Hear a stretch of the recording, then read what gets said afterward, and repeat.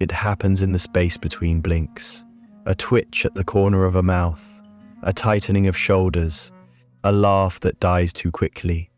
The vibe shifts, the air feels heavier, eyes meet and then avoid each other, and yet you keep talking as if nothing changed. Why did the warmth drain from the room?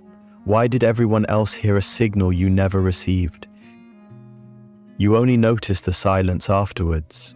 You stand there with a smile that feels out of place, half a beat behind the rhythm, like dancing to music only you can't hear.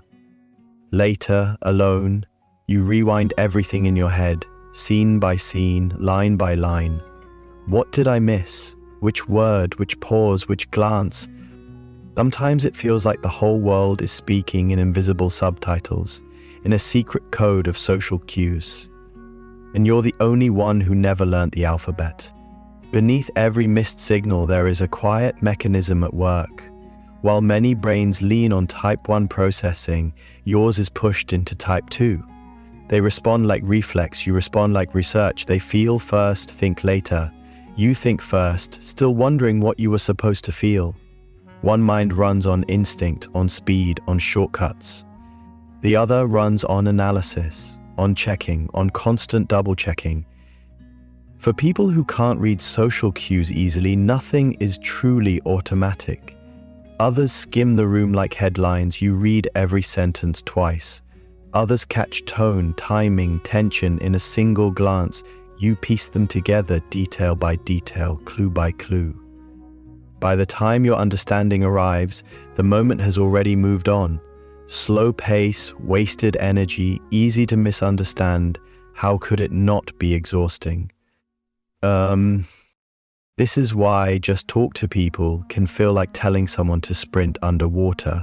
Every joke costs focus, every silence costs courage, every small talk costs real fuel. Socializing is not a break. Socializing is relentless brain work. And when every interaction drains you like this, the gap between you and everyone else begins to feel less like a difference and more like a wall. Beneath the surface of every awkward moment, there is a deeper pattern shaping how you process the world. Some minds are built with weak central coherence. They zoom in while others zoom out. You see details in sharp focus but lose the frame around them. You remember the exact sentence, the exact timeline, the exact contradiction, yet the mood, the subtext, the vibe blur at the edges. Is it any surprise that, when you can't read social cues, the picture never quite adds up? So you cling to literal words for safety. Words feel solid when faces feel confusing. The joke was just a joke. The fine sounded like fine. The smile looked like a smile. Tone slips by. Tension slips by. Often, this style didn't come from nowhere. It was trained in childhood. Maybe no one named emotions for you. Maybe feelings were punished or mocked or spoken only in sideways comments and heavy silences. Your brain collected data from that world and built its prediction model from it. Wrong data, mixed data, missing data. High prediction error becomes a habit, and misreading situations becomes a painful, familiar story you keep reliving over and over. It often begins with something small, a missed hint, a wrong guess, a smile that was never returned. Your brain predicts connection and meets distance, predicts safety and meets tension, predicts laughter and meets that familiar heavy silence. High prediction error becomes high alert becomes anxiety, and anxiety wraps around your thoughts like a tight, invisible band. How can you read subtle social cues when your whole system is bracing for impact? Anxious, you overthink. Overthinking, you hesitate. Hesitating, you lag behind. The room moves at normal speed, but inside you it feels like slow motion, and fast forward all at once. People don't see the inner storm. They only see the mistiming. To them, you look distant, uninterested, cold. They assume you don't care, when in truth you care, deeply, quietly, constant. And slowly, their story about you seeps into your own. Maybe I have a problem. Maybe I'm the wrong piece in the wrong puzzle. Loneliness grows not just from being alone, but from being surrounded and still feeling unseen. I am different, you think, and no one truly understands.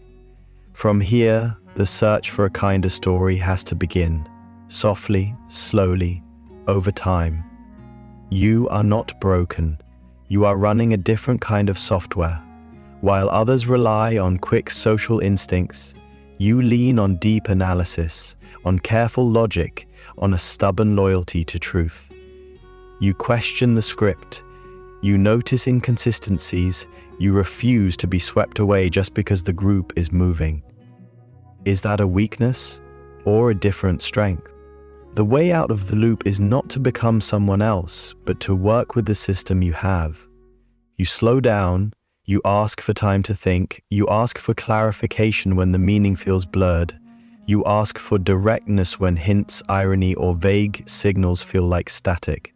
Step by step, word by word, breath by breath, you bring the conversation into a space where you can actually see it. And as you learn to name your needs, the right people will learn your language. They will meet you halfway, and connection will no longer feel impossible. If any part of this story felt like looking in a mirror, you don't have to untangle it alone. On this channel, we explore minds that think differently, with depth, with honesty, with quiet courage. If you'd like more gentle frameworks, more language for what you feel, more reminders that you're not broken, stay a little longer. Watch another video, subscribe, and let this space become one of your safer places online. You belong here exactly as you are today.